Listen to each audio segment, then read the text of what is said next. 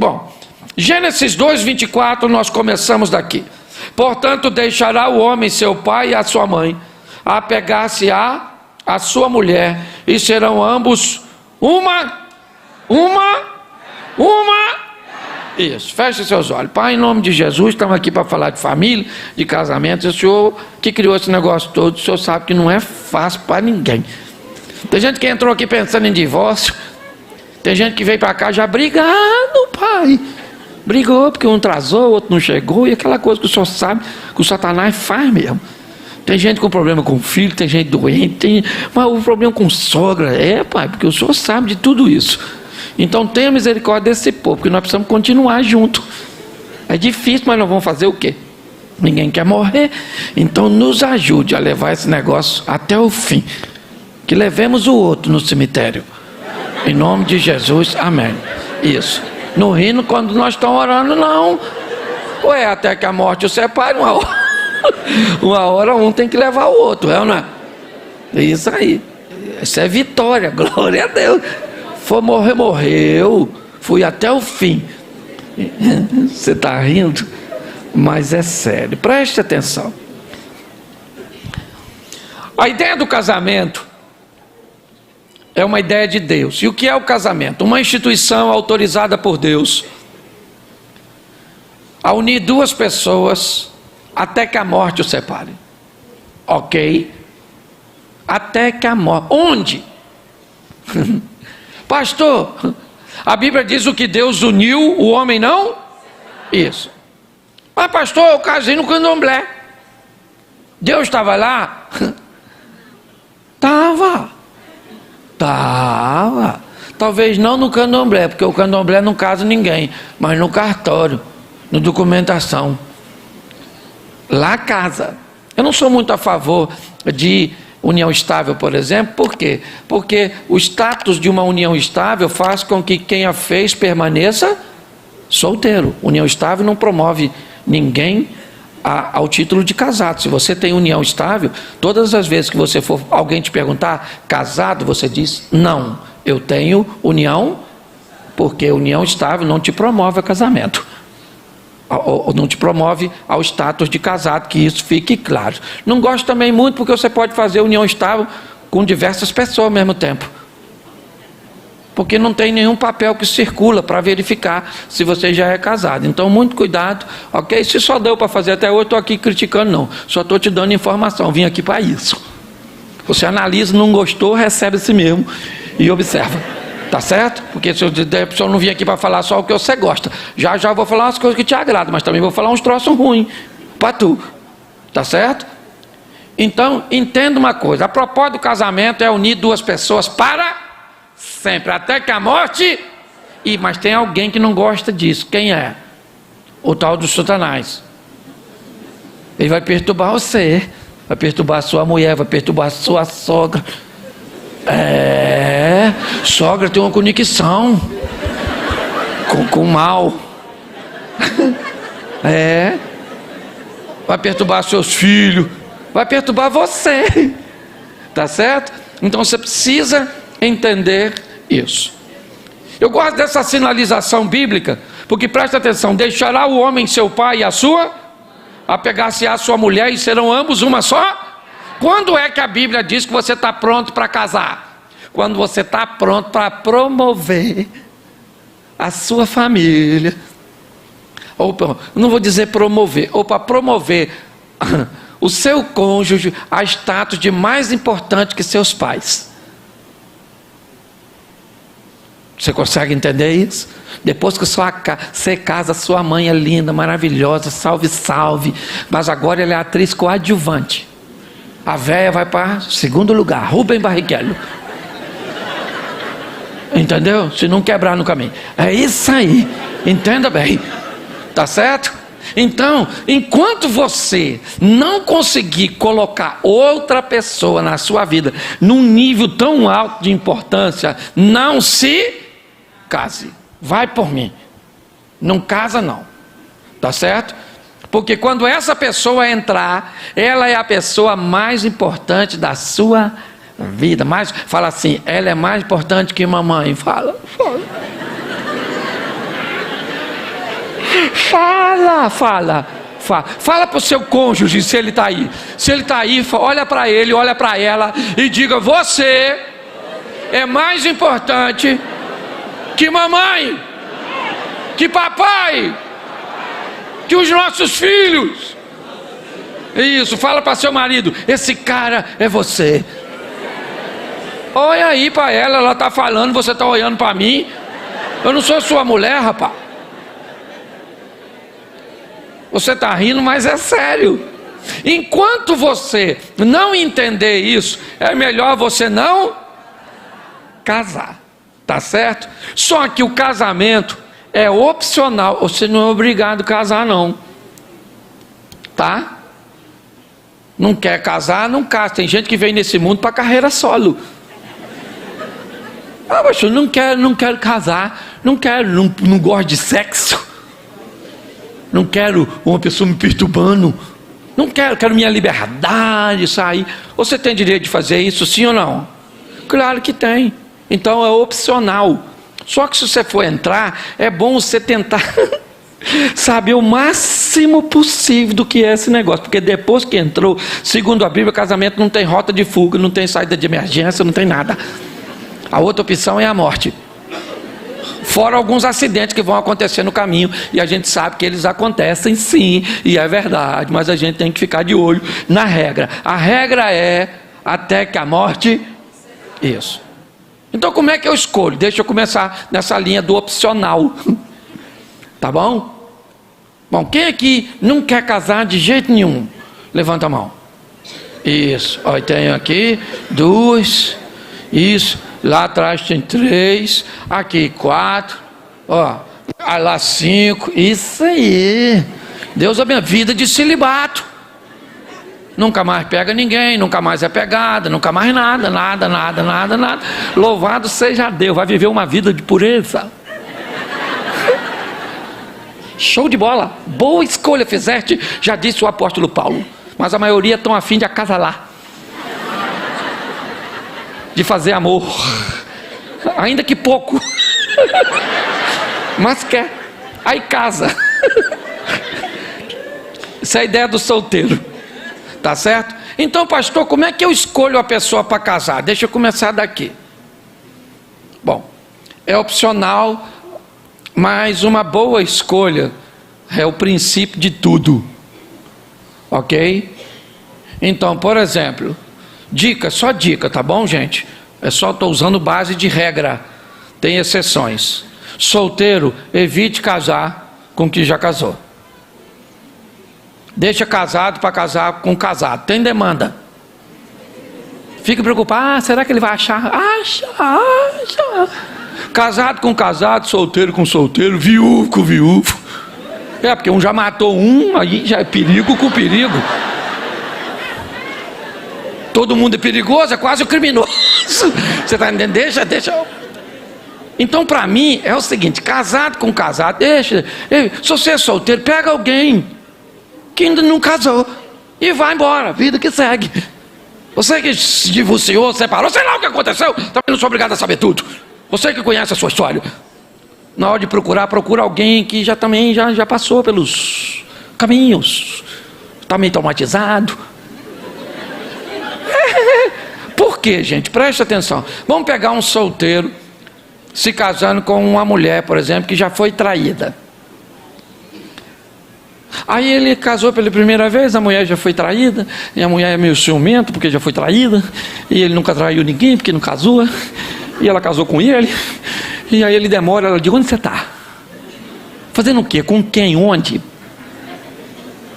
Para seu carro, fala a quilometragem que eu vou aí agora. Chega em casa, encosta a mão na parede, abre as pernas, isso, dá logo uma revista. Qual é o grande problema? É que às vezes precisa-se ter maturidade para entender isso. As pessoas não fazem nada disso na hora de se relacionar, vão pela paixão, pelos impulsos. Mas o assunto é muito mais sério do que parece. Então é o seguinte: na hora de escolher, procure. Pastor, quero casar com alguém que tem filho. Tem problema? Sim ou não? Claro que não, desde que você seja maduro o suficiente para entender que assim que você casou com a pessoa, o filho da outra pessoa passa a ser seu. E depois, se você tiver um com essa pessoa que já tem um, agora tu tem dois, olha que beleza. Um que tu fez e o outro que já veio pronto, nem trabalho deu. Mas não, as pessoas não têm maturidade para isso. Por quê que precisa ter maturidade? Porque tem a outra parte que foi embora. O pai ou a mãe da criança, do menino, que vai aparecer de vez em quando numa festa de aniversário que tu pagou, maluco. O miserável não deu um tostão e ele chega mascando um chiclete e fala: fala, filhão. E aí, menina, beleza? Papai tá aqui. Aí olha para tua mulher, que é ex dele, e agora tá maneira porque tu tá fazendo manutenção. Aí fala: tua mãe tá legalzinha, hein? E o garoto torcendo para a restituição da família fala: pega papai, pega papai, pega papai. E quando você vai corrigir, o que ele fala? Não grita comigo, você não é meu pai. Estás a fim de encarar isso? Vai, simples. Entenda isso. Hoje eu me deparo com muitas situações que as pessoas têm sérios problemas para encarar essas coisas que para mim deveriam ser muito simples, deveriam ser observadas de uma forma muito clara, mas as pessoas não observam e se casam. Então evite. Viúvo, um viúvo, vai ser muito legal, certo? Casado, o divorciado, uma outra, deixa a turma limpinha. Limpinho não é sujo não, de sujeira não, é sem trauma, sem experiências ruins. Deixa eles se virar. Então na hora de escolher, se você nunca casou, por favor. Pastor, como é que começa o relacionamento? Já falei isso aqui e vou repetir. Relacionamento começa com admiração. É assim que acontece. Todo relacionamento, ou a grande maioria, você que é casado, quando tudo começou? Começou quando você olhou com os olhos de admiração para aquela pessoa. Ela já estudava contigo, morava no mesmo bairro. Às vezes era até um amigo que você nunca tinha olhado com esses olhos. Mas um dia você olhou e falou: nossa, nunca tinha visto por esse ângulo. Ela é gostosinha, olha só. Aquele cabelo escorridinho, aquele cabelo... Nossa, aquela boquinha carnudinha. Ai, gente. Ou eu gosto da companhia. Às vezes gosta, é uma admiração, certo? Que não tem nem a ver, mas você admira a pessoa, gosta da pessoa, ela é uma boa companhia. Então tudo começa com a admiração. E é muito maneiro. Lembra quando você olhou o seu namoradinho, seu marido hoje? Você lembra? Lembra o corpo que ele tinha? Lembra. Isso, tira a barriguinha, tira tudo, coloca cabelo, faz tudo direitinho, entendeu? Pega ela, lembra dela como é que ela era? Lembra. Legalzinha, juntadinha, os peitinhos tudo durinho, aquela coisa fantástica. Eu estou falando para adulto, não estou falando pornografia aqui não, poxa. Toda jeitosinha, toda, lembra? Lembra? Aí você falou: nossa, meu número, que fantástico. Você olhou para ele e falou: nossa, olha que voz máscula, que homão. Isso deve ser um reprodutor nato. Enganou a senhora. O nome disso é admirar. E isso pode acontecer com você mesmo depois de casado.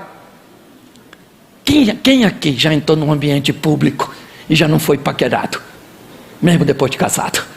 A senhora entra naquela loja de departamento, enquanto a senhora está mexendo na roupa, de repente a senhora levanta os olhos e tem um homem bonito olhando para a senhora. A senhora fala: sangue de Jesus tem poder. Que é isso, meu Deus do céu? Olha o Satanás que perturbando eu aqui, olha. Parece que aquele homem está olhando para mim, meu Deus do céu, está me admirando. Eu acho que é coisa da minha cabeça, Jesus. Ou seja, a senhora parou de olhar, mas a cabeça continua olhando, não é, na verdade?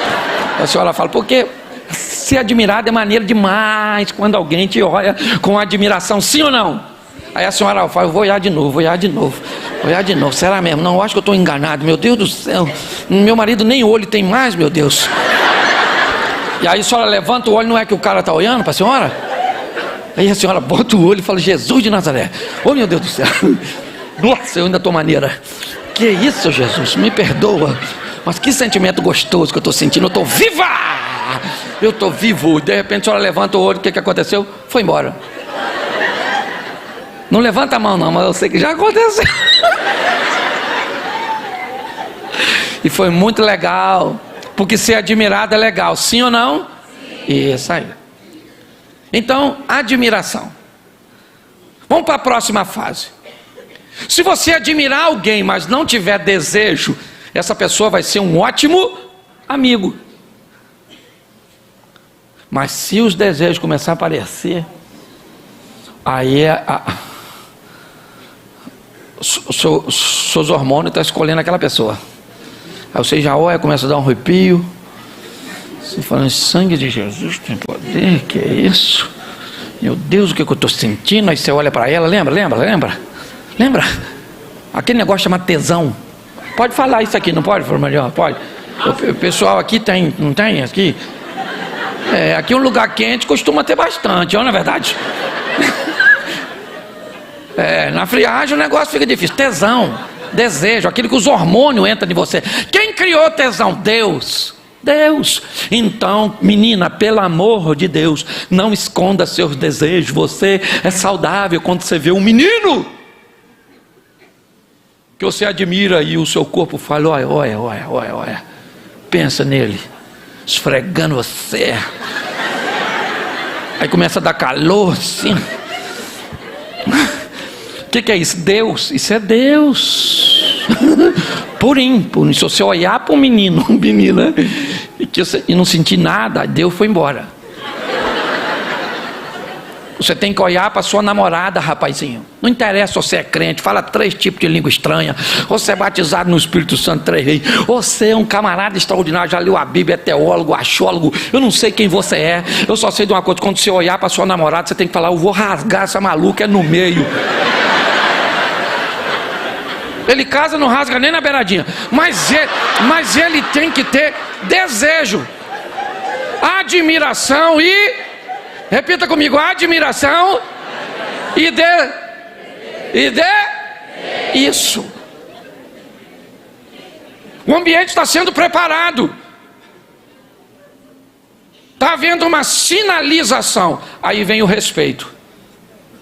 Diferente de admiração e desejo, vamos levar um pouco de responsabilidade para isso. Respeito tem a ver com as ideias, com os valores, com os princípios, com a fé, com os limites. Eu quero colocar o respeito aqui com aquilo que vai observar as coisas com menos emoções, com mais razão, tá certo? Ele é lindo, maravilhoso, você admira, você tem desejo, mas ele é preguiçoso, morcego. Tem algum problema da senhora casar com um homem preguiçoso e morcego? Sim ou não? Claro que não. O cara é discípulo do Batman. Não tem problema. Ele pode ser preguiçoso, acordar tarde, não saber fazer nada.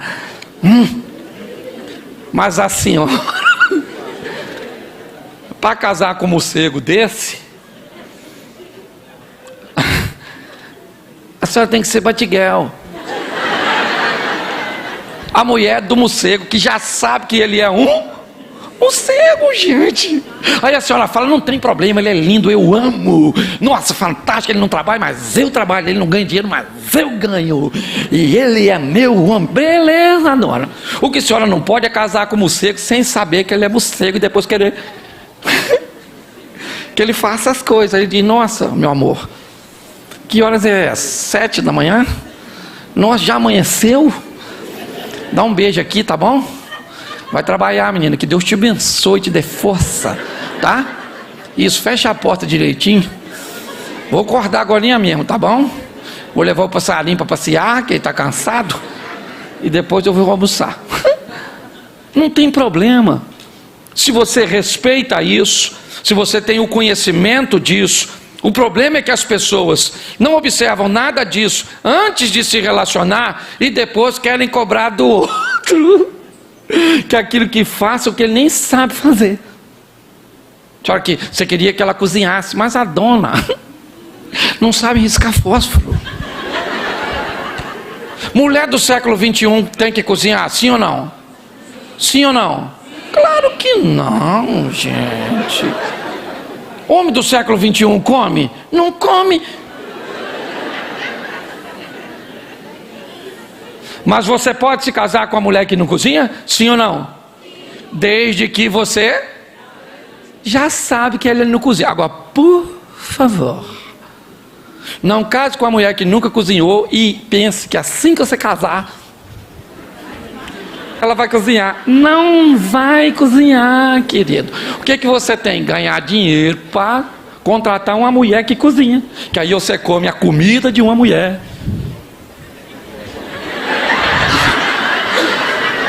E come as coisas da outra. Você está conseguindo entender? Não preciso, eu acho que não dá para ser mais claro do que isso. Porque parece que alguém enganou você, que você é ingênuo demais. Que as pessoas depois que casaram, elas tiram uma capa e agora você é um pobre coitado que foi ludibriado. Não vem com essa conversa comigo. Você tinha tanto desejo e admiração que deixou de avaliar as pessoas segundo o respeito. E sabe o que é pior?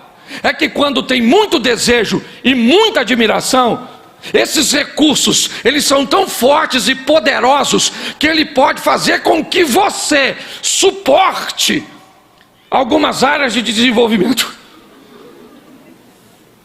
A mãe dela sempre foi essa cobra. Sempre, a véia assim. É uma naja cuspideira, nem precisa morder. De longe a bicha cospe. Mas você só foi descobrir isso 20 anos depois de casado. Por que é que depois de 15 anos, Cláudio, ele implica com mamãe, ele implica com papai, ele implica com meu irmão, ele não quer ir na minha casa? É fácil. Não implicava antes porque tinha muitos recursos que encobriam essas coisas. O grande problema é que a convivência, ela vai trazendo desgastes. E aí a admiração vai diminuindo. Aí o desejo vai diminuindo. E quando esses recursos vão diminuindo, inevitavelmente, coisas que você não via antes, começam a ver. Dito uma vez, Eduardo estava conversando comigo, falou comigo essa frase, que quando os recursos, ou seja, todas as vezes que a água baixa, o rio mostra as suas pedras. Os recursos baixaram, inevitavelmente. Você começa a enxergar no seu cônjuge coisa que ele sempre teve, mas que você nunca. Então, você viveu 20 anos com essa pessoa sem ver. Então, meu filho, volta a ser cego. O que eu tenho que fazer? Aumentar o nível novamente de admiração e de desejo. Que aí eu vou conseguir superar tudo isso. Se eu não entender isso, eu vou ter sérios problemas. Por quê? Porque o que eu quero é o tão sonhado amor. E o amor é o último que chega, gente.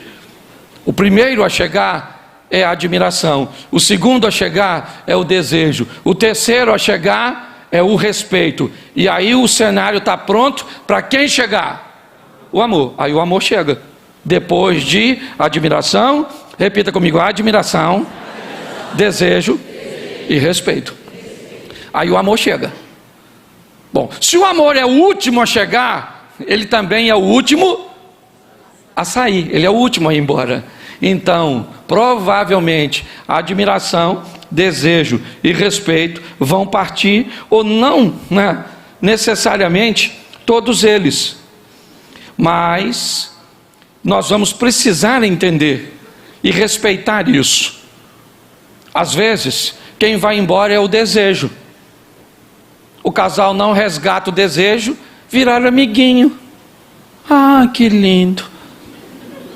Ela faz comida para ele paga as contas dela, um chama o outro de meu amor, mas eles dormem em quarto separado, ou não tem mais encontro amoroso, porque o desejo acabou.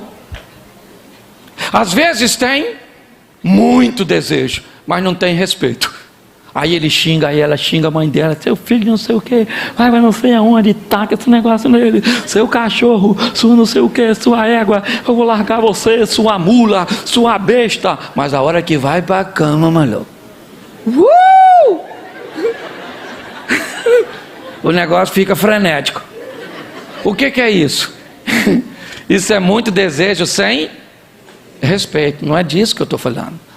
Eu estou falando de um relacionamento onde tenha admiração, onde tenha desejo e onde tenha E se você sentir hoje, o que eu estou falando isso? Você precisa entender. Hoje, se você olhasse para o seu casamento, no que diz respeito à admiração, de 1 a 10, qual é a nota que você daria para seu cônjuge? Admiração. Se fosse desejo, qual é a nota que você daria para desejo? Não dá não, só pensa. Entendeu? Qual é a nota que você daria para respeito do seu relacionamento? Baseado nisso, você pode traçar a medida do amor. Tá certo?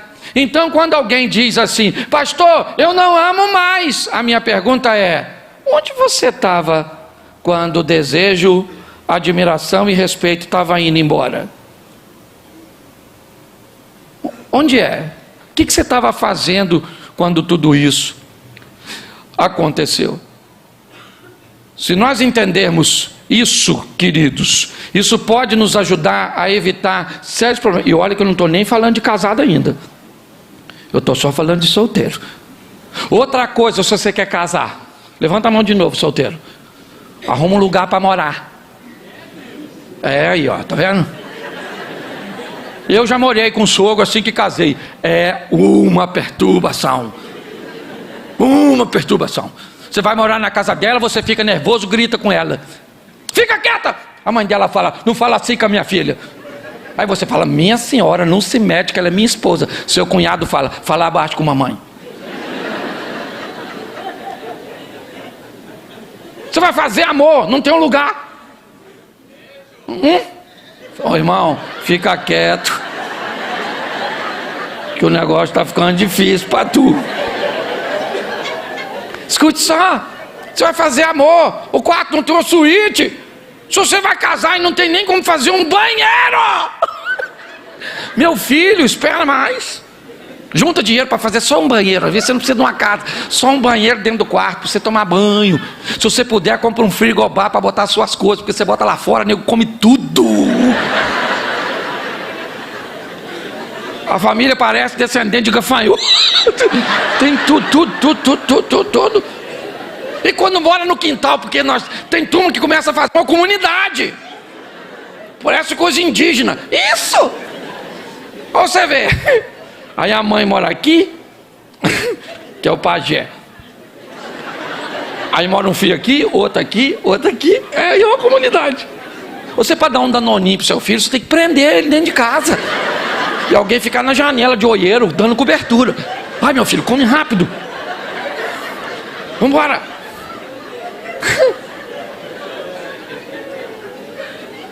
Vai fazer amor numa casa que não tem uma suíte e depois vai tomar banho. Sai do quarto igual bandido, parece que tu matou alguém.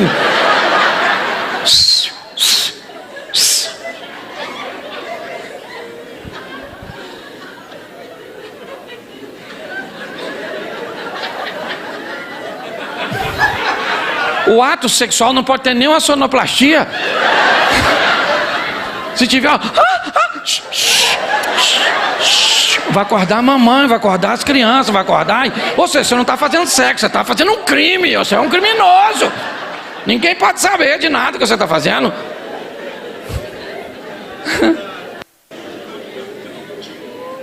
Aprenda. Outra coisa, o que acontece na casa do casal não se leva para a casa dos pais. Você briga com o seu marido e liga, mamãe.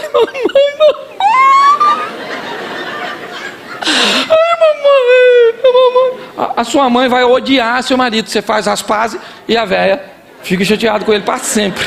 Porque ô velhariada para ter memória boa. Aí você coloca toda a sua família contra o cônjuge. E depois você faz as pazes, quer que todo mundo faça também. Não vai fazer. Você demonstrou para sua família que havia um sofrimento, que aquela pessoa, certo, que eles amam, fez você sofrer. E aí é comum isso acontecer. Mas as pessoas não se preparam para nada dessas coisas. Nada. E aí casa. E agora é que o negócio vai ficar difícil. Sabe? Porque conversar é fácil no namoro. Briga no namoro é mole. Porque quando você briga namorando no noivado, como é que você falava com ele? Seu cachorro, vai embora! Nojento! E ele saía cantando pneu na bicicletinha dele. Lá ia ele embora, chateado, aborrecido e xingando. Essa mulher é tudo uma praga, não quero saber, agora acabou. E você ia para sua casa, agora acabou. Não quero ele nem pintado. Ia para casa, falava com sua mãe, desabafava. Agora chega, mãe, que eu estou cansada. Acabou. E a velha tem experiência. Calma, minha filha, você está nervosa. Não, agora acabou. No dia seguinte, quem é que aparecia lá? Ele. Aquela cara lavada. Que pensa num bicho de memória curta, homem. Eu não lembro quase de nada. Estou falando sério. O homem falou na rua, falou assim para a mulher: amor, eu vou ali no mercado. A mulher dele falou assim: querido, eu preciso que você traga para mim algumas coisas. Pega um papel e uma caneta. Ele falou assim: é muita coisa? Ela falou: não, pega o papel e uma caneta. Ele falou: não preciso. Pode falar. Ela falou: pega um papel e uma caneta. Ele falou: pode falar. Ela falou: quero leite, alho e arroz. Ele foi embora. Pagou o negócio dele, foi no mercado, parou, pensou.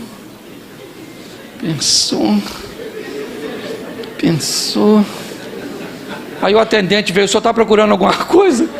Ele falou: não, rapaz, que minha mãe me pediu para me levar um negócio. Ele falou: o senhor não lembra de nada? Eu falei: lembro, papel e caneta. É a única coisa que eu consigo lembrar. Então o homem tem a memória muito curta. Aí o cara vai no dia seguinte. Aí ele chega, toca a campainha. Aí ela já estava esperando. Aí ela fala: lá, mãe, lá, aquele cachorro tem coragem de vir aqui. Fala que eu não estou. Aí vai a véia mentirosa.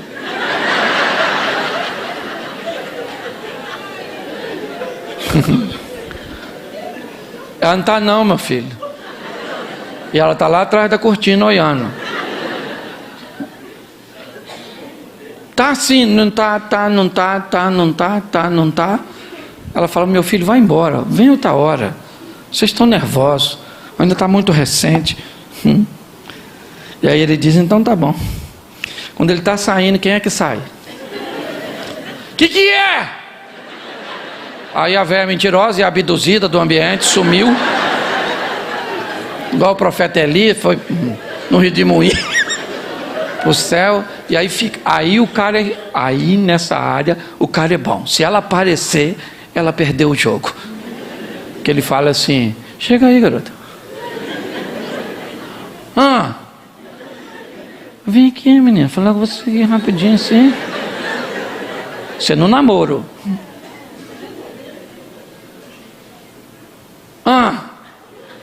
Vem aqui, garota. Só quero falar com você. Aí quando ela está numa distância que ele sente que já pode alcançá-la: me perdoa.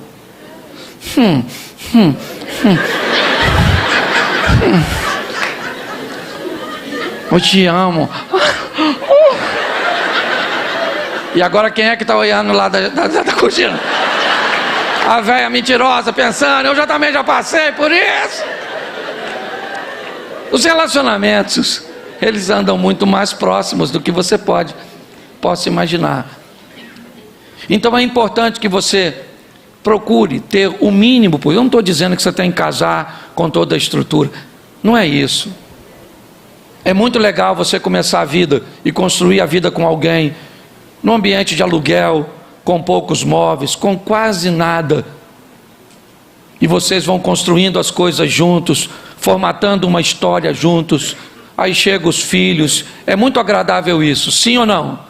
Mas as pessoas não podem dar essa de desentendido, que não sabe quem a pessoa é. Não pode. O cara é mentiroso, ele é mentiroso. Você pode amar o mentiroso, beleza, mas o seu amor não vai fazer com que ele deixe de ser mentiroso, preguiçoso. Ela aprenda a cozinhar, a mãe dela se transforme num anjo. A véia até voa, mas é de vassoura, entendeu? Então é importante olhar isso. Só que as pessoas não fazem isso, tá certo? E antes o casamento era diferente. Hoje as coisas estão num ambiente descartável. Ou você casa bem, ou não vai durar muito tempo. Porque essa geração é uma geração que não costuma consertar as coisas, ela costuma descartar as coisas. Porque descartar é mais fácil do que consertar. Então tem um tópico que eu quero trabalhar com você aqui, do livro, que é a comunicação. Eu coloquei aqui como primeiro, porque eu amo diálogo. Fala assim, é conversando que a gente se desentende. Eu já falei isso, você já deve ter me ouvido falar, mas é importante você entender que, primeiro, o mundo masculino, ele conversa com um propósito, e o mundo feminino com outro propósito. Uma mulher, por exemplo, quando ela quer pedir um conselho, ela não quer o que está pedindo, ela só quer um ouvinte, alguém que vai prestar atenção nela. Só que no mundo dos homens, conselho pedido é conselho dado. Então o cara casa com uma mulher, ela fala, amor, eu estou numa situação difícil, preciso saber o que fazer. Aí você acha que ela quer. Observe uma mulher escutando uma outra que está pedindo conselho, e veja como é que elas conversam. Primeiro aprenda a conversar com elas, porque mulher é audiovisual, e também elas gesticulam quando falam. Por quê? Não sei. Olha, elas encostam a mão, passam a mão no cabelo. Nossa, menino, que você está com cabelo macio, como é que você está? Pensa um homem fazendo isso contigo. Nossa, irmão, seu cabelo está tão bonito. Falou, tira a mão de mim, maluco, você é louco, rapaz, sai fora. Está pensando o quê, rapaz? Eu, hein? Os mundos são diferentes. Então, quando uma mulher pede conselho à outra, você pode notar, a outra vai olhar para ela, ela vai ouvi-la, ela vai esboçar reações, ela vai fazer tudo enquanto está ouvindo, e a outra está falando, ela está aqui, sério? Que isso? Menina, que absurdo, nossa, que... Mas assim que a outra terminar de falar, aqui escutou, diz assim, menino, olha, eu estou atrasado, tá bom? Foi um prazer encontrar com você. A outra fala, nossa menino, estou tão bem de ter conversado contigo. E aí ela vai embora sem nenhum conselho, porque mulher não quer conselho, ela quer tensão. Aí você pede um homem, você quer ver a coisa mais... Presta atenção, você para na frente de um cara para pedir um conselho, assim que você termina de falar, ele se despede de você, vira as costas e vai embora. Falou, maluco, tu é louco? E o meu conselho? Rapaz, nunca mais, isso não se preocupa comigo, infeliz. Aí quando o cara vai escutar a mulher dele, ela termina de falar, ele dá o conselho. Quando ele dá o conselho, ela fica ofendida. Aí ele acha um absurdo ela ficar ofendida com a intenção de ajudá-la que ele tinha. Ah, pelo amor de Deus. Preste atenção. Um homem pediu conselho, o outro escutou, avalia o que foi dito e diz, olha, eu acho que você está certo nisso, nisso, nisso, nisso, nisso e nisso. Isso aqui, cara, eu acho que você deveria fazer diferente. Eu, se fosse você, eu agiria de outra forma. O que o cara vai falar? Pô, cara, muito obrigado.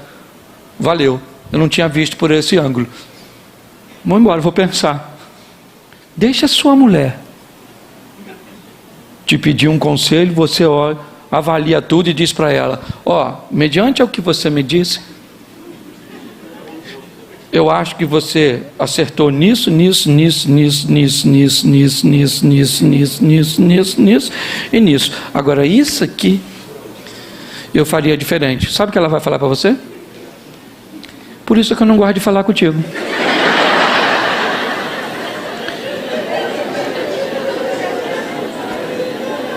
Porque você nunca é a meu favor. Você sempre é contra mim. Minha vida não anda porque você me puxa para trás. Mas ele concordou com você em quase todas as coisas, sim ou não? Porém, quando uma mulher pede um conselho, ela não, mas ainda quer atenção. É isso. Porque o homem pensa: então para que eu vou escutar se ela não quer? É só escutar. Às vezes minha mulher: Cláudio, queria falar um negócio muito sério. Eu vou lá. Fala, querido. Não, porque aconteceu isso.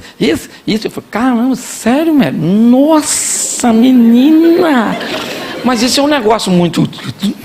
Meu Deus. E o que você fez? Aí ela começa: eu fiz isso. E eu falo: que isso, garoto? Mas que sabedoria. Eu não teria condições de resolver esse grande problema. O que você acha? Eu falei: eu acho que você está certo, é isso aí mesmo que você fez. Isso, para que eu vou dar conselho? Isso vai gerar confusão?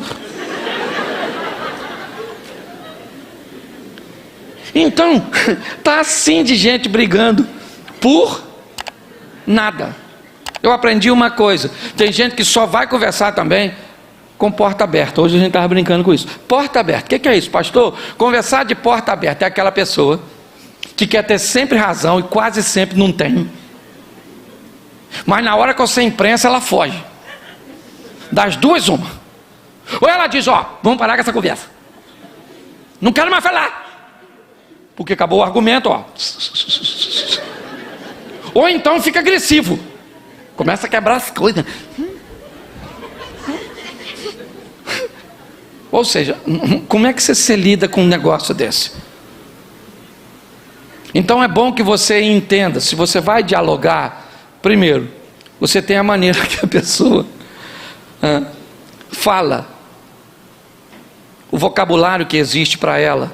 Eu vou usar uma palavra aqui, por favor, tá? Não é só para...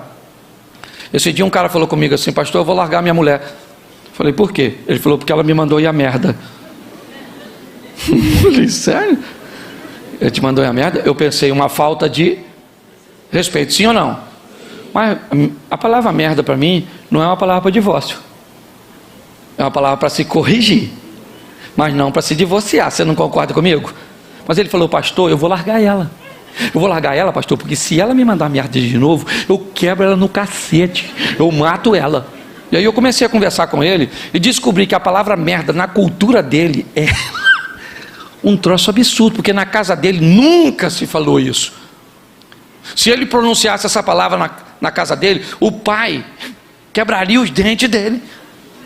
Entendeu? Ele nunca tinha visto a mãe discutir com o pai. Para ele, aquilo era um absurdo. E aí eu fui conversar com ela. Ela entrou assim para falar comigo. Viu aí, pastor? Falou que vai me largar. Sabe que eu mandei ele a merda. Palhaçada. Aí eu fui conversar com ela e entendi que a palavra merda para ela não era nada. Era muito comum na casa dela a palavra merda. Comida tá ruim, tá uma merda. Fiz isso, tá uma merda. Tudo era merda. Então ela merda, era o vocabulário dela. Aí entrou os dois depois. Ele falou: e aí, pastor? Eu falei: posso dar um conselho para você? Ele falou: claro, pastor. Eu falei: larga ela. Ele falou: o quê? Eu falei: você estava querendo. Foi só eu concordar que você desistiu? Larga ela. Ela falou, o que é isso, pastor? Eu falei, larga ela. Aí os dois já ficaram... Mas por que, pastor? Eu falei, porque ela vai mandar você a merda de novo. Você sabe por que ela vai mandar? Porque essa palavra para ela não significa o que significa para você. Você consegue entender que tem coisas que se você fizer com a sua mulher, se você falar com ela, pode ser altamente destrutivo. E para você, se fosse ela que disse, se fosse ela que fizesse, não teria efeito nenhum, porque é perfeitamente comum de onde você veio. Aí ele falou assim, que é isso, pastor? Eu falei, posso falar uma verdade para vocês? É o seguinte, ou você descobre que essa palavra não tem o poder destrutivo que tem para você na boca dela, não é isso que ela quer dizer, ou a senhora dá um pulinho lá na letra M do seu dicionário e risca. Isso, fica só no F com fezes. Isso.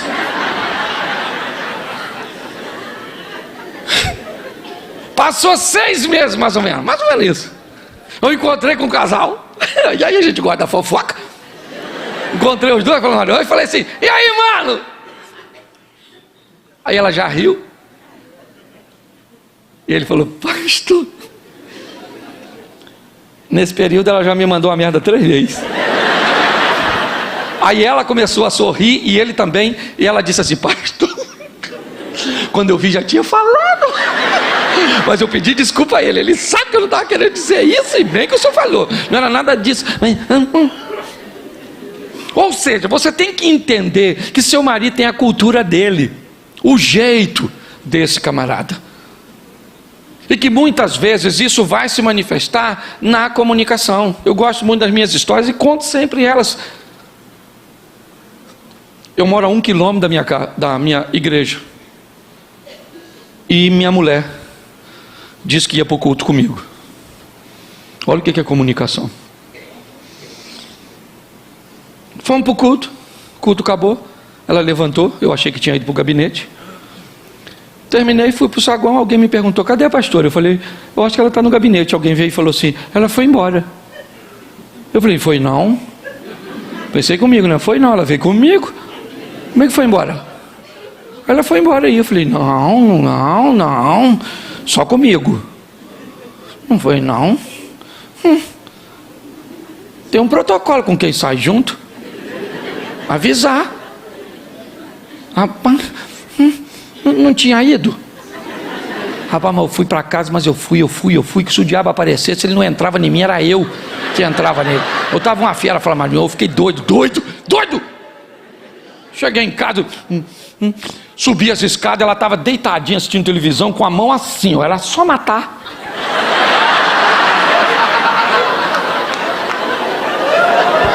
Era só eliminar e estava pronto.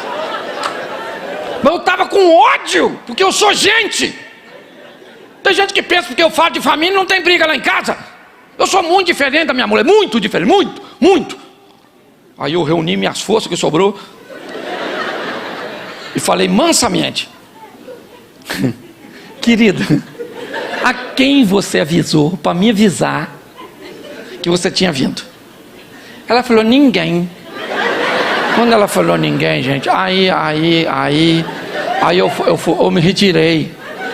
Porque aí eu não aguentava mais. Eu fui tomar banho, eu falei, meu Deus, por que me desamparaste? Senhor, isso é uma falta de educação, isso é um absurdo. Eu jamais faria isso com ela. Eu jamais faria isso com ela. E a gente pensa que o que você jamais faria com o outro jamais faria com você.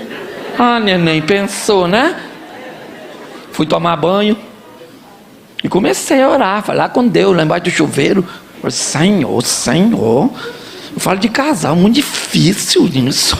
Poxa, e eu tenho muita dificuldade para reclamar com Deus da minha mulher, porque tem hora que eu não sei se ele é meu pai ou se ele é meu sogro. Eu vou bem devagar, porque eu estou falando mal da filha dele, mas que me mata.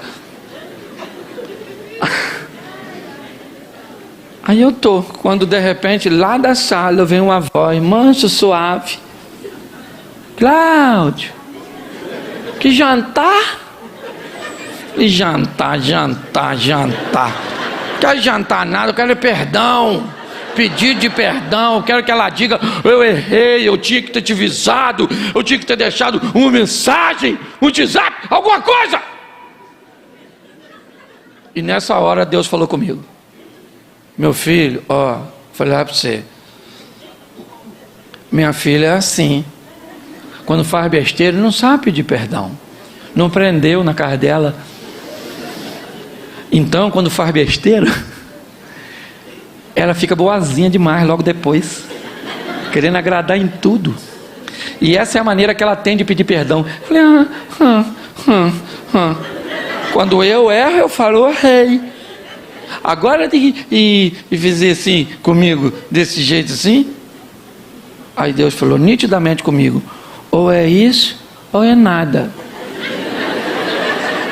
Aí eu falei: não, então é isso aí mesmo, né? Se é o que tem, né? É o que tem, né? Não, nem todo mundo perfeito.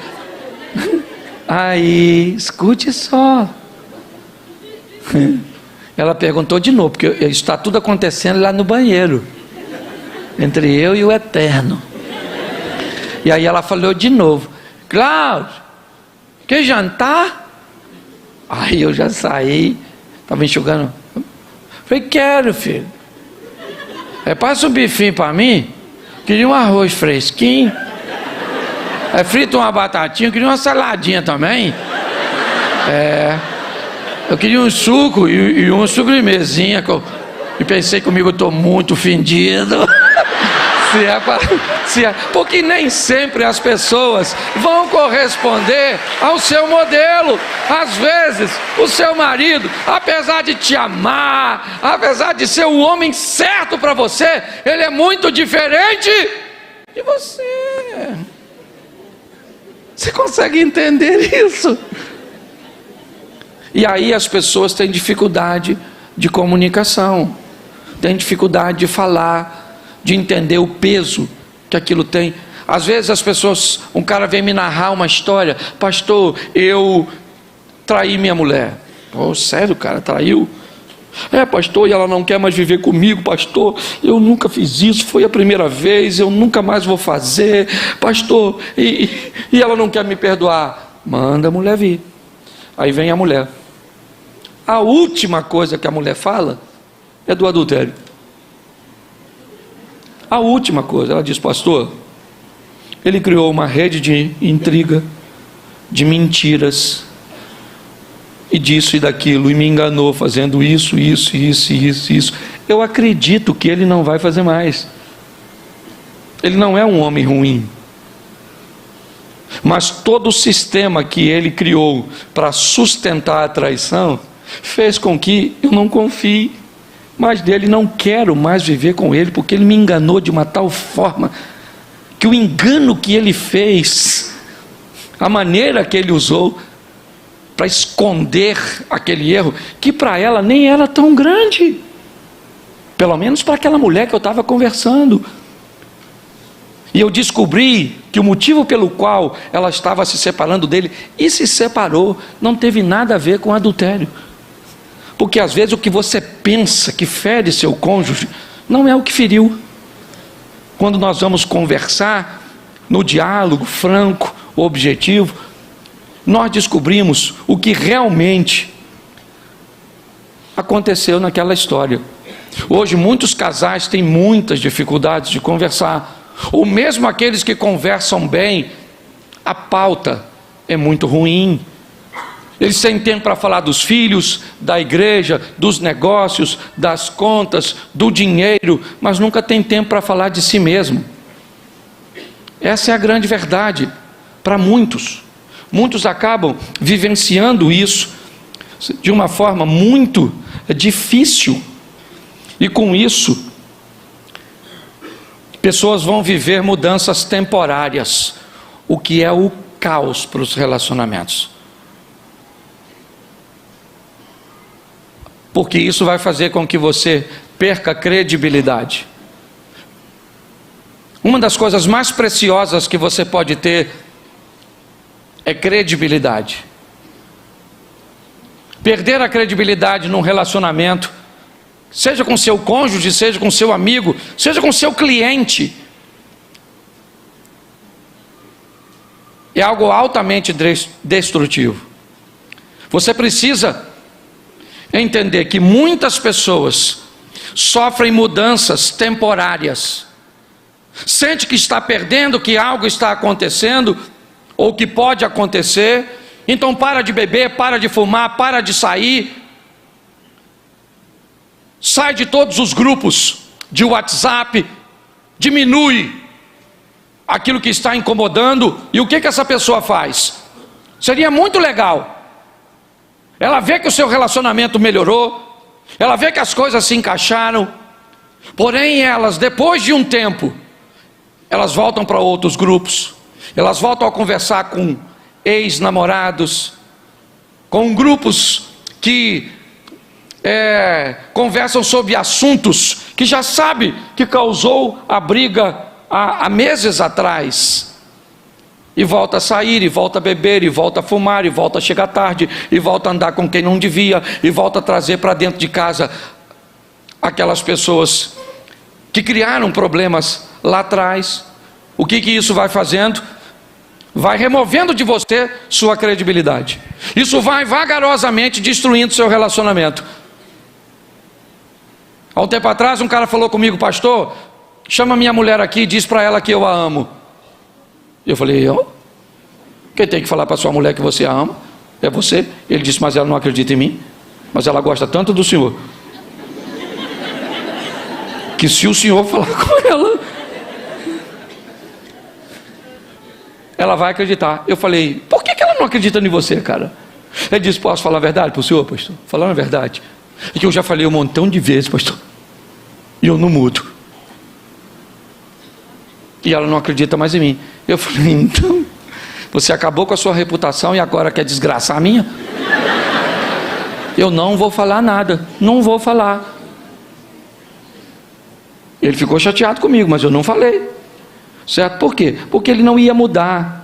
Gente, nós precisamos entender que não é fácil para ninguém. Mudar é um grande desafio, porque todas as vezes que você planeja uma mudança, o seu cérebro não quer. Ele vai lutar com todas as forças para que você continue sendo quem você é, fazendo o que você faz. Por quê? Porque isso faz com que ele gaste menos energia, tenha menos esforço. Todas as vezes que você planeja mudar, você vai enfrentar um grande obstáculo. Qual é? O confronto entre o conflito da mudança e a satisfação da mesmice. Esse é um ambiente de muita batalha, de muita luta, porque o propósito é destruir sua credibilidade. Ah, pastor, esse dia um garoto falou comigo: pastor, minha mãe não me deixa ir a lugar nenhum. Por quê, pastor? Eu digo: porque você não tem credibilidade. Pessoas que não têm credibilidade enfrentam esses problemas. Nós precisamos entender: é fácil mudar, sim ou não? Não. Mas é possível mudar, sim ou não? Sim. Agora, qual é o problema? Eu vou mudar para quê? As pessoas sempre me perguntam isso. Para quê, pastor? Para que eu vou mudar? Eu vou mudar para o meu marido e ele vai continuar a mesma pessoa? Eu vou mudar para minha esposa e ela vai continuar a mesma pessoa? Então, peraí, deixa eu entender. Sua mudança, ela é condicional. Você só vai se tornar uma pessoa melhor se o outro se tornar também. E se isso não acontecer, como é que funciona? Se ele resolver não mudar por algum motivo, ou ela resolver não mudar. Há mais ou menos 10 anos atrás, eu resolvi fazer algumas mudanças no meu comportamento. Eu fui criado num lar de traição. Essa é a grande verdade. Eu vi muitas traições acontecerem por onde eu passei. O que que isso fez? Que eu me tornasse um ciumento em níveis. Pra você ter noção, uma vez minha mulher entrou num banheiro de uma festa e ela estava demorando dentro do banheiro e a minha cabeça falou: ela está com outro homem lá dentro. Eu, para não passar o ridículo, o que que eu fiz? Eu fui para a porta do banheiro, como quem diz. Quando ela sair, eu digo que eu estou com vontade de entrar e ela não vai desconfiar. Assim que ela abriu a porta, ela até levou um susto. O que foi, Cláudio? Eu falei: não, menino, estou com vontade de entrar no banheiro. De ir no banheiro, não é nada. Ela saiu, eu entrei, menino, não tinha ninguém. Mas a minha cabeça me disse assim: o cara fugiu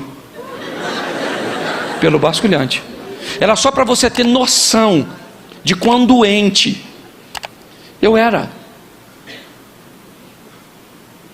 Olha só, isso quase destruiu meu casamento.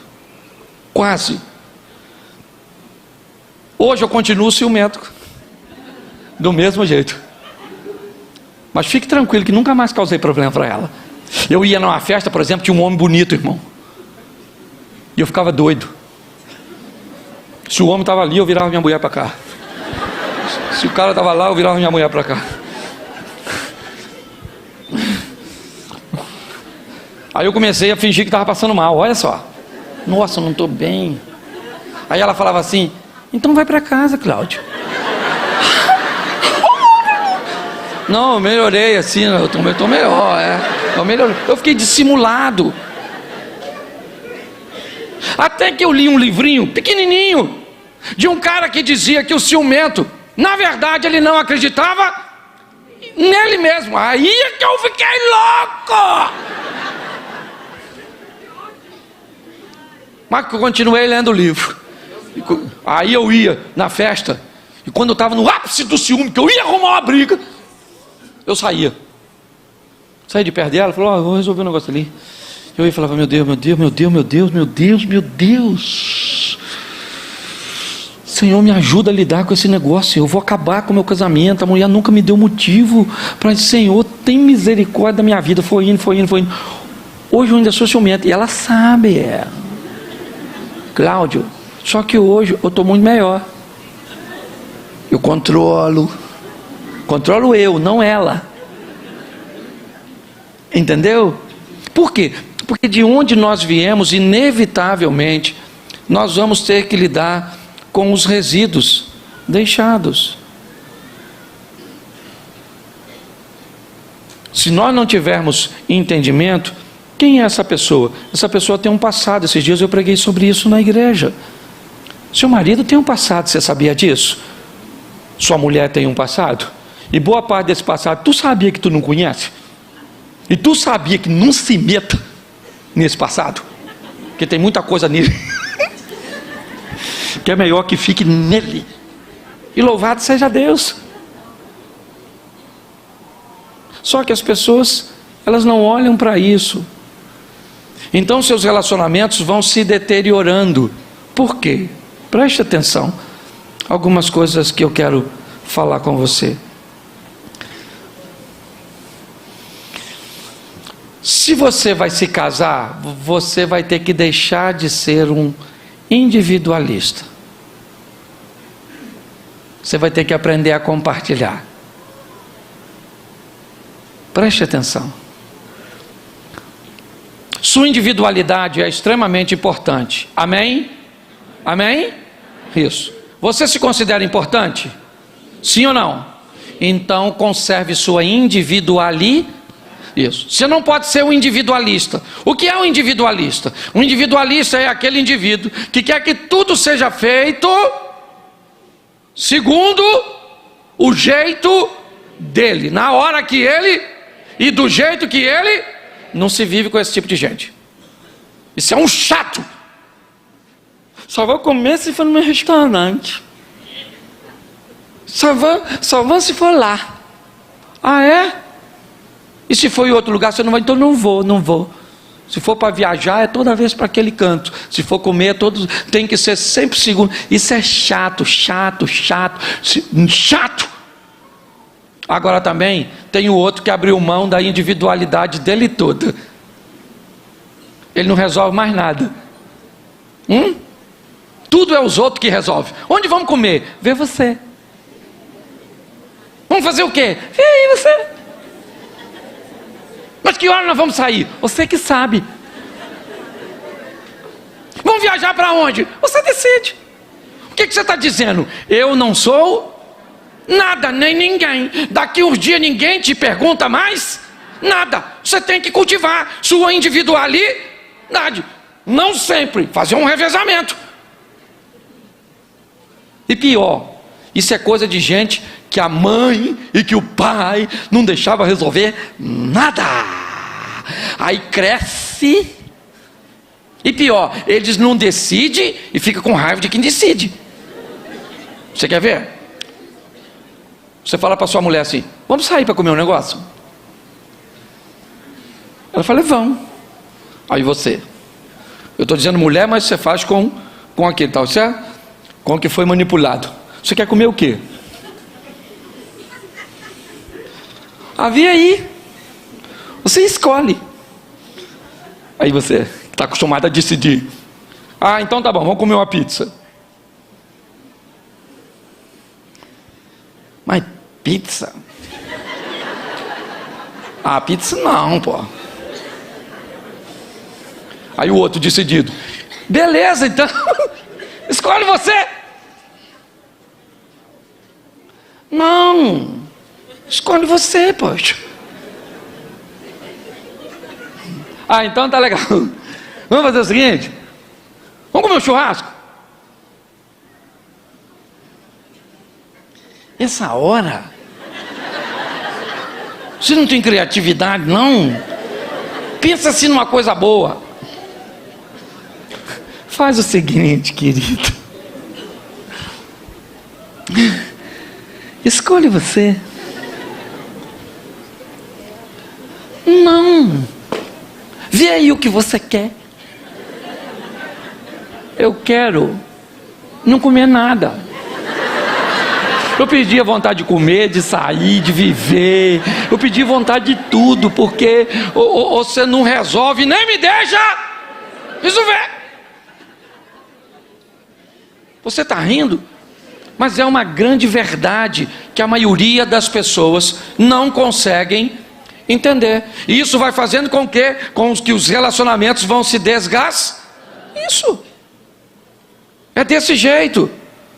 Então você tem sua individualidade. Eu já falei isso aqui uma vez. Lute por ela. É uma das coisas mais preciosas que você tem.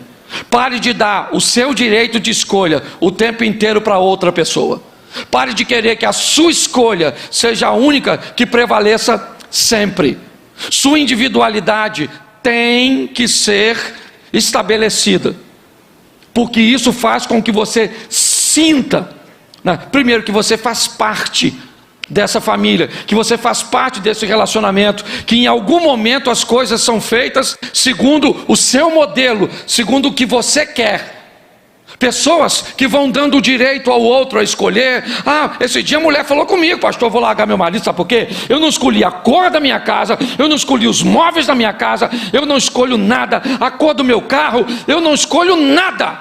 Eu fiquei louco. Chamei o cara e falei: meu irmão, deixa eu falar uma coisa para tu. A sua mulher vai te largar, cara. Não faz sentido você não dar a ela nada de escolha. Ele falou assim: pastor, o senhor não está entendendo. Ela não escolhe nada. Se eu deixar para ela escolher, não pinta a casa. Se eu deixar para ela escolher, nós não temos móveis. Se eu deixar, né, para ela escolher o carro, ela não sabe o carro que quer. Se ela tem o carro que tem, da cor que tem, só tem porque eu dou e não tem problema. Eu olhei e descobri o que é. Ela foi alguém que foi anulada ao longo do tempo. As pessoas estão assim. E pior, todas as vezes que você vai conversar com elas, o que elas fazem? Transferem responsabilidade. Tem uma coisa que eu detesto mais do que divórcio.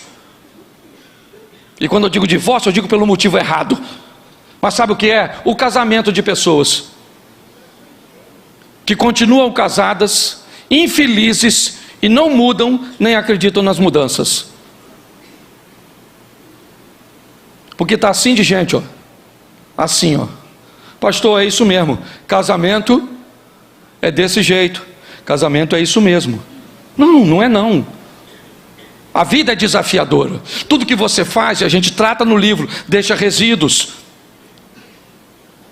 Sim, tudo que você fez, tudo que te aconteceu ao longo da sua caminhada, deixou resíduos em vocês e em mim. Resíduos que nos deixam ciumentos, resíduos que nos deixam avarentos, resíduos que nos deixam introvertidos.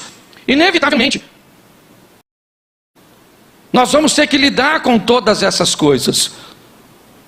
Por isso, muitas vezes, você está conversando sobre um assunto na sua casa e no meio do assunto, um dos dois traz algo de 10, 15 anos atrás, de meses atrás, que não faz sentido, nem na pauta ele está. Mas o que é isso? Isso são resíduos que estavam lá, que não foram tratados, que não foram vistos. E é isso que tem destruído famílias. Nós não somos perfeitos e não vamos ser. Essa é a grande verdade. Mas nós podemos viver junto? Sim. Eu digo sempre para minha mulher, não vai ser fácil, mas vai valer a pena. Nós temos 32 anos de casado. É desafiador? É. Temos filhos, netos. Mas eu posso dizer para você hoje, meu relacionamento é muito melhor do que era no começo, porque nós amadurecemos. Nós não estamos casados com a pessoa errada não, gente.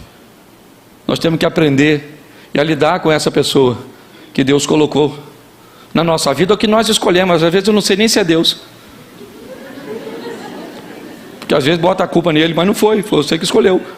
Era esse homem que a senhora queria? Não era, mas foi o que a senhora pegou. Tem 7,8 bilhões de pessoas, como é que a senhora ia acertar para apanhar um só?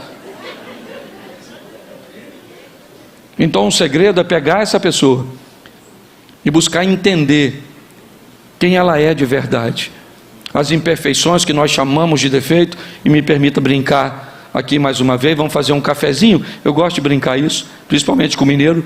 Bota água para ferver, sim ou não? Sim ou não? Coloca o pó na água, sim ou não?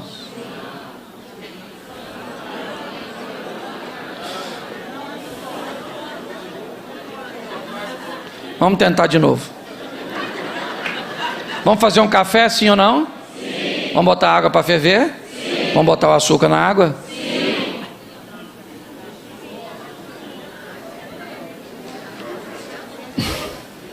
Vamos botar água para ferver?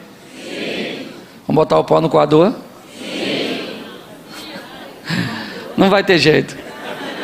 Vamos deixar o café para outra hora, ok? Deixa eu te falar uma coisa. Se eu boto o café, se eu boto o pó na água, passo a água com o pó no coador, coloco o açúcar, o que eu fiz? Se eu pego a água, boto para ferver, coloco o pó no coador, passo a água no pó, no coador, e depois coloco o açúcar, o que eu fiz?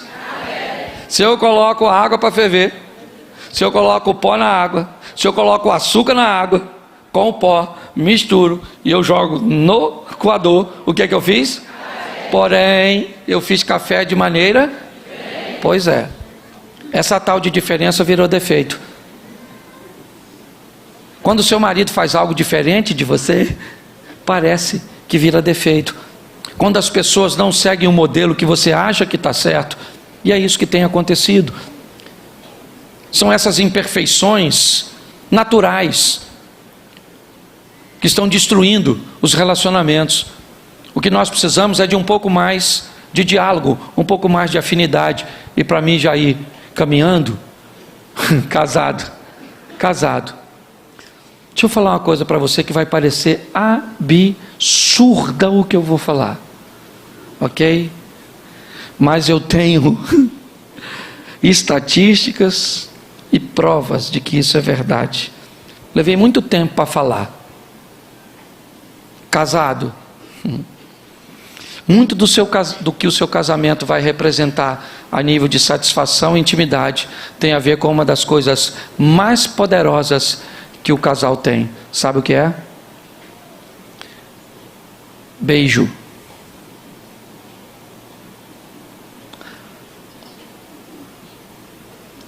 A maioria dos casais casados pararam de beijar direito. Riram de quê? Eu não escutei, o que foi?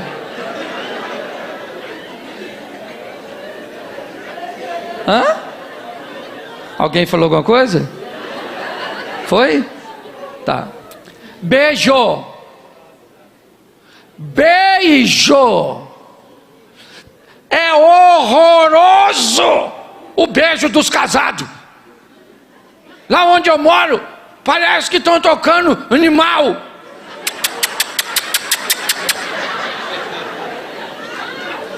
Você pegar um casal casado, não interessa a idade que tu tem. É lógico que você tem sua intimidade. Talvez você seja tímido, não vai fazer isso na frente dos outros. Mas você tem que puxar a nega véia para perto. Isso. Antes de beijar, dá uma... Isso. Uma desarticulada na língua.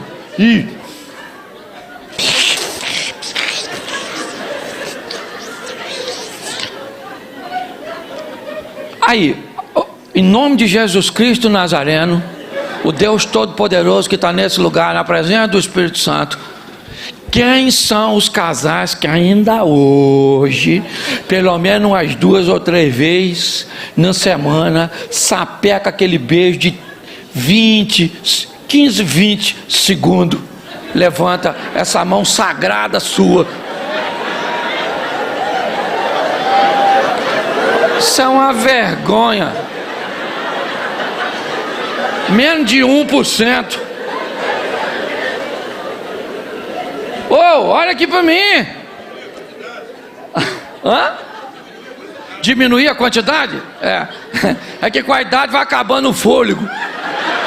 15 segundos você já termina. Já infartou.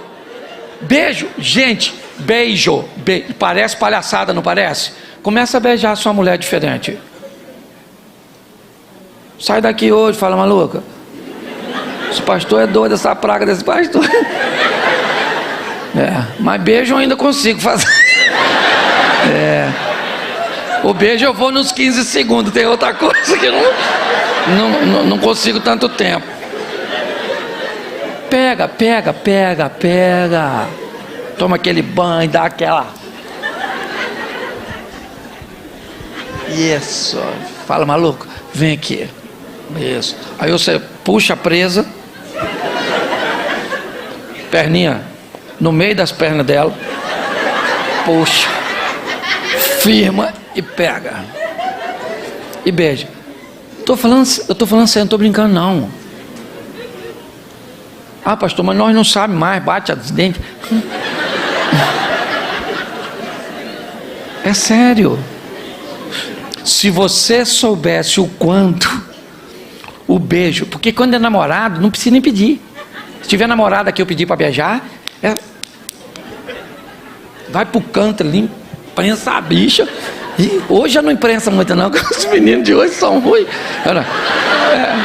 Na nossa época na nossa época o bagulho era doido. Se você deixar, se você beijava a cabrita, não vai beijar a namorada, rapaz? Você é doido? Você tá rindo? Mas o assunto é sério.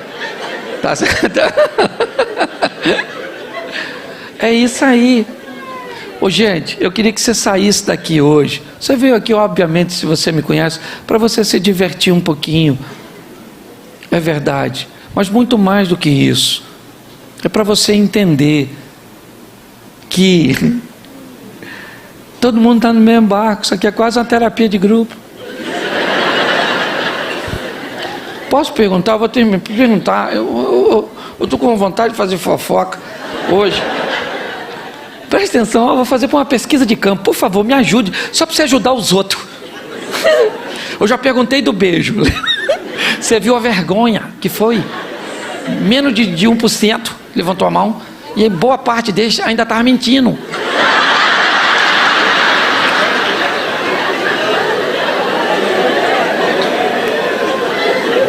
Quantos aqui, só para você ver como é que é um negócio assim, ó. Quantos aqui fazem amor 3 vezes por semana?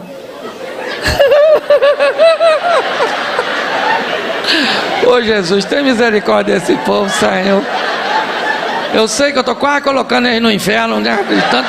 de tanta mentira, mas vamos aqui. Vai, porque Deus está falando. Quantos aqui, casados, obviamente, ok? Fazem amor 3 vezes por semana, levanta a mão. Legal, Deus abençoe, lugar quente. É isso aí. Não estou levantando a mão, mas eu não estou não, tá bom? Então só estou levantando, só para cumprimentar você. Eu estou levantando a mão, mas eu não estou nesse negócio mais não. Tá certo? É só para cumprimentar vocês, que eu não estou mentindo. Deus sabe. Tá certo? Quantos aqui 2 vezes por semana, levanta a mão? Escute. Tu viu quantos levantou de 3? Eu não vou baixar mais para não humilhar. Eu vou aumentar para ver se vai. Que a resposta eu já tive. Quantos aqui fazem 4 vezes por semana ou mais? Levanta a mão. Show de bola. Isso. Louvado seja Deus. Deus ajuda. Ai, se tu tem uma mulher que faz amor contigo 4 vezes por semana, você não tem uma mulher, tu tem um anjo dentro de casa. Monta um altar. Tá certo? É lógico que muita gente não respondeu por timidez, e eu entendo perfeitamente disso. Mas eu só quero te mostrar, certo? Que no conceito de família, nós não estamos muito longe de ninguém. É difícil bater um papo sadio, legal, sem um conflito, sim ou não? Dependendo da pauta que vamos trazer à tona, pode ser quase insuportável. Todas as vezes que tentamos manter, podemos gerar um conflito. O desgaste dos afazeres do dia a dia, todo o estresse e os desencontros, quer familiar e outras coisas, nos expõe à separação, onde diminuímos muito a nossa intimidade. Eu não estou querendo expor ninguém ao ridículo, eu só estou querendo mostrar que essa é a realidade da sociedade.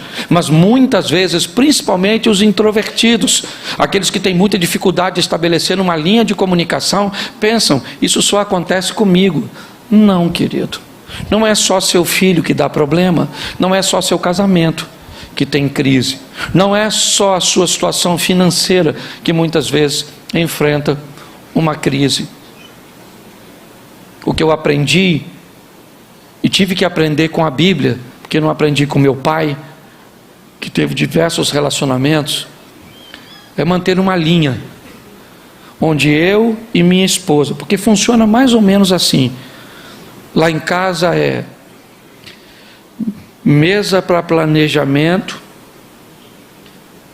sofá para diálogo, altar para oração e cama para celebração. Cama não se resolve problema, para com essa palhaçada. Cama não é lugar de resolver problema. Cama é lugar de celebrar problema que foi resolvido. Onde? No planejamento da mesa, na intimidade, no diálogo do sofá, ou nos joelhos, no altar. Eu não sei que tipo de problema você traz consigo, e talvez nem traga hoje, mas certamente o enfrentará amanhã. Se você observar depois o livro que você tem à mão, falando daquilo que lhe era opcional, e você consciente ou inconscientemente acabou entrando, mostrando a você a força do diálogo, da credibilidade, falando de gravidez, de filhos, de resíduos e de tantas outras coisas. Não pegue esse livro e guarde, não, dê uma olhada nele, porque no final de cada capítulo você pode responder um questionário, fazer um exercício. Por isso que muitas vezes nós recomendamos que seja um livro para cada um, e que eles leiam separadamente e que possam responder para depois cruzarem informações. A minha proposta é melhorar o casamento das pessoas, é fazer com que você entenda que o seu cônjuge é uma bênção. Queria que você ficasse de pés agora. Segure na mão da sua adversária, se você está aí com ela. Se você está... Ah, não, eu vou fazer. Eu vou pedir o beijo. Ah, fique de frente, assim. Ou só o casal, assim. Eu sei que o seu marido... Bota a música de beijo aí, irmão. É música de beijo. Fique de frente, assim. Fique de frente para sua esposa. Dá para apagar a luz um pouquinho? Não, nem a minha não vou beijar. A minha pode deixar. Ah, agora sim. Isso. Não tô nem vendo. Não beija agora não, nem assim não. O cara ali já tava falando, eu vou te pegar. E, ó, música de beijo. Esse é um beijo perigoso, irmão, diminui.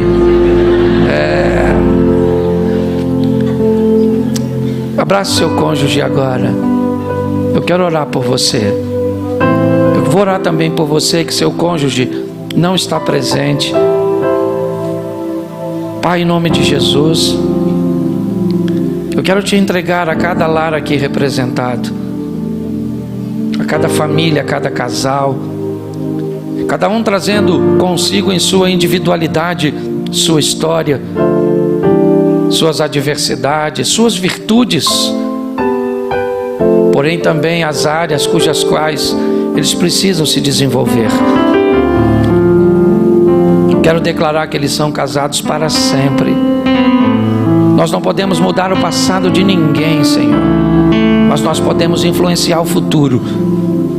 E nós queremos nessa noite declarar a falência do divórcio sobre esses relacionamentos. Queremos repreender o adultério da vida desses casais. Queremos celebrar a intimidade dos casais, o resgate do beijo, da intimidade, do diálogo, da compreensão, do respeito. Que o olhar dos nossos filhos para o nosso casamento seja um olhar de admiração, seja uma ótica de quem deseja viver o que nós estamos vivendo.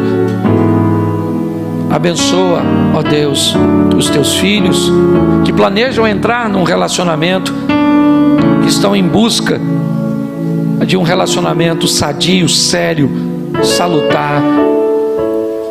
Pelo poder do nome de Jesus, ó Deus, traz perdão, traz arrependimento nesta noite. Que o marido possa ir para casa dizendo para a esposa: olha, eu não sei nem pedir perdão, eu não aprendi, como disse o pastor, mas mesmo do meu jeito, eu queria dizer: me perdoa, eu te amo, eu errei, eu não deveria ter feito, ou eu deveria ter te apoiado e não apoiei. Pai, em nome de Jesus, que essa não seja mais uma noite, mas que seja uma noite de milagres para essas famílias e para esses casais. Te damos graças por tudo, ó Deus. Continua conosco, em nome de Jesus. Agora, você que está com a sua esposa, eu vou te dar, espera um minutinho, 15 segundinhos para beijar. Vai lá agora, dá um beijo na sua esposa.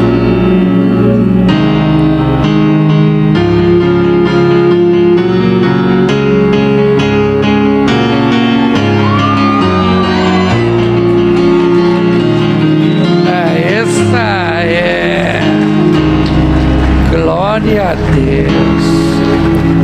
Só acendo as luzes, queria só fazer uma oração ainda e uma perguntinha muito séria e de muita maturidade. Se nos últimos 6 meses, a pauta divórcio tomou conta do seu diálogo, nos últimos 6 meses, a pauta divórcio, vamos nos separar, acho melhor cada um ir para o seu lado, fez parte do seu diálogo, eu queria que você saísse e viesse aqui à frente. Eu quero orar por você. Se fez, sai do seu lugar e vem aqui. Ninguém quer entrar na sua intimidade, ninguém quer te expor. Esse é um trabalho sério, que fique claro isso. Você que está aí em cima não precisa vir aqui embaixo, é só sair e ficar de frente para mim aqui. Eu já vou terminar, mas eu quero orar por você. Isso. Pegue sua esposa, traz para cá. Pegue seu marido. É só para me mostrar a você que o que parece ser algo que tenha tentado destruir apenas o seu casamento. Quantos casamentos têm enfrentado isso? E eu só perguntei 6 meses. Se eu prolongar aí um pouquinho mais, você pode ter certeza que o número vai duplicar. Traga seu casamento para cá. Não quero saber se vocês estão brigados, não quero saber se vocês já chegaram aqui chateados. Eu não quero saber disso. Eu não tenho poder para reverter isso. Traga seu casamento para cá, porque o Senhor está aqui. Porque a misericórdia do Senhor está aqui. Isso. Se você está só, agora mentalize seu cônjuge. E você que está com o seu cônjuge aí, segure na mão dele agora. E me ajude, igreja. Me ajude, porque talvez hoje você não esteja com essa pauta. Mas você sabe muito bem que há tempos atrás você enfrentou algo que talvez não disse para seu cônjuge, mas passou por sua cabeça. Porque às vezes a maneira mais fácil que temos é de pensar em desistir. Hoje, graças a Deus, esse assunto não está na sua pauta, mas já esteve. E se não esteve, amanhã poderá estar. E hoje nós estamos orando por eles, mas amanhã eles podem estar orando por nós. Estendo as mãos para cá, igreja. A isso, para eles. Pai, em nome de Jesus, nós queremos entregar aos nossos irmãos, que a força que os une seja muito mais poderosa que a força que está sendo empregada para separá-los. Nós abençoamos os nossos irmãos, pedimos que a tua misericórdia se estenda sobre a vida dessas mulheres, dessa vida desses homens, das feridas, das humilhações, das dores, das crises, dos problemas financeiros, dos problemas familiares, ó Deus, dos desencontros conjugais, que tudo isso, ó Deus, fora a força que o maligno tem usado, que o diabo tem usado para tentar destruir a nossa casa, a nossa família e os nossos filhos, nós jogamos por terra hoje e destruímos da vida dos nossos irmãos e declaramos que eles são casados para sempre, para a honra e glória do teu nome. Fortalece a tua filha e o teu filho nesta noite, e assim já te agradecemos por tua misericórdia, em nome de Jesus. Você pode aplaudir o Senhor e dizer amém. Que Deus abençoe vocês, que Deus abençoe a casa, a família de vocês, amém. Glória a Deus.